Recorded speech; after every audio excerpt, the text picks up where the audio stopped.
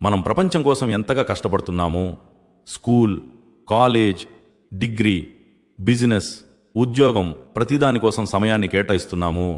కానీ ఏ ధర్మం ప్రకారం అయితే మనం పూర్తి జీవితం గడపాలో, దేని గురించైతే సమాధిలో ప్రశ్నలు అడగబడతాయో, దేని ఆధారంగా అయితే స్వర్గం మరియు నరకం యొక్క తీర్పు జరుగుతుందో, మనం ఆ దీన్ను నేర్చుకోవడానికి సమయాన్ని కేటాయిస్తున్నామా?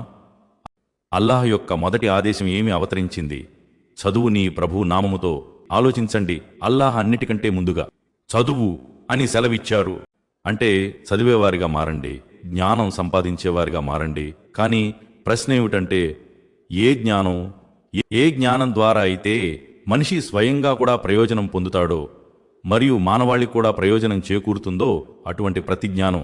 కానీ అన్నిటికంటే పెద్దది, అన్నిటికంటే విలువైనది జ్ఞానం ఏది?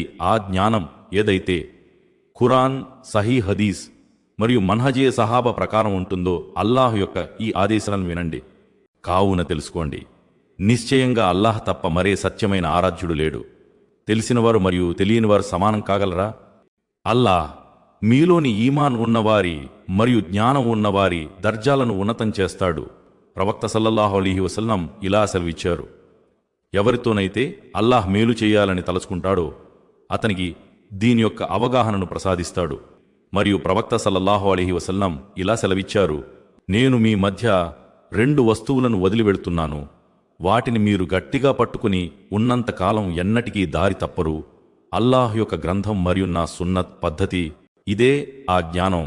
దేని ఆధారంగా అయితే స్వర్గం మరియు నరకం యొక్క తీర్పు జరుగుతుందో. ఈరోజు చాలామంది ప్రజలు అంటుంటారు, వీడియో చిన్నదిగా ఉండాలి, 3 నిమిషాల కంటే ఎక్కువ ఉండకూడదు. నా సోదరా, ఒకవేళ మనం మన ఆఖిరతును కాపాడుకోవడానికి కూడా సమయాన్ని కేటాయించలేకపోతే, అయితే మనం మన హృదయస్థితి గురించి ఆలోచించాల్సిన అవసరం ఉంది. అందుకే నేను ప్రయత్నిస్తుంటాను సంక్షిప్త వీడియోలలో కూడా ఖురాన్, సహీ హదీస్ మరియు మన్హజే సహాబా ప్రకారమైన దీన్ను సులభమైన పద్ధతిలో మీ వరకు చేరవేయడానికి. కానీ గుర్తుంచుకోండి, సరి అయిన ధర్మం నేర్చుకోవడానికి ఆ పండితులతో ముడిపడి ఉండటం అవసరం. ఎవరైతే ఖురాన్, సహీ హదీస్ మరియు మన్హజే సహాబా ప్రకారం ధర్మం నేర్పుతారో, తద్వారా మనిషి దారి తప్పింపుల నుండి సురక్షితంగా ఉండగలడు. ప్రతి భావోద్వేగ ప్రసంగం సత్యం కాదు, మరియు ప్రతి అందమైన మాట సరియైన ధర్మం కాదు. ప్రాపంచిక జ్ఞానం మనిషి యొక్క ప్రపంచంను మెరుగుపరుస్తుంది, కానీ ఖురాన్, సహీ హదీస్ మరియు మన్హజే సహాబా కలిగిన జ్ఞానం ప్రపంచంను కూడా మెరుగుపరుస్తుంది మరియు ఆఖిరతును కూడా. అల్లాహ్ మనల్ని సరైన ధర్మ జ్ఞానాన్ని నేర్చుకునే భాగ్యాన్ని ప్రసాదించుగాక. అమీన్.